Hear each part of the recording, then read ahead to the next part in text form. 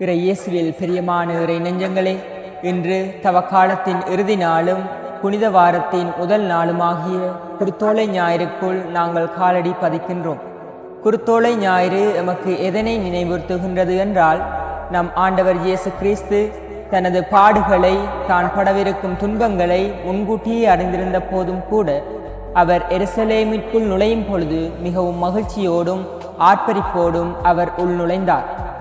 அன்பான சகோதரங்களே, எங்களுடைய வாழ்விலும் கூட நாங்கள் இயேசுவோடு சேர்ந்து பயணிக்கும் பொழுது, அவருடைய பணியை நாங்கள் ஆற்றுவதற்கு முன்வரும் பொழுது எங்களது வாழ்விலும் பல துன்பங்கள், இன்னல்கள் ஏற்படலாம். ஆனாலும் நாங்கள் ஒருபோதும் மனந்தளர்ந்து போகாமல் அவருக்காக பணி செய்து இயேசுவோடு கூடவே பயணிக்க வேண்டும், மகிழ்ச்சியோடு எங்களை நாங்கள் அர்ப்பணிக்க வேண்டும் என்பதையே இன்றைய நாளானது எங்களுக்கு படிப்பித்து நிற்கின்றது.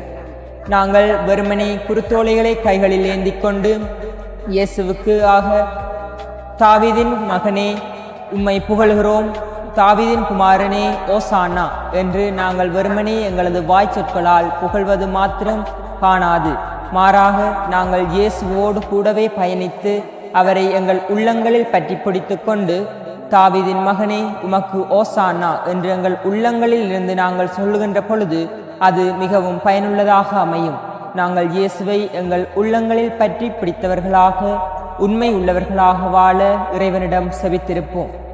வருகின்ற ஈஸ்டர் தினமானது எங்களுக்கு எங்கள் வாழ்வில் இறந்து கிடக்கின்ற உணர்வுகளையும் குணங்களையும் உயிர்ப்பிக்கின்ற ஒரு நாளாக மாற இறைவனிடம் செபித்திருப்போம். ஆமேன்.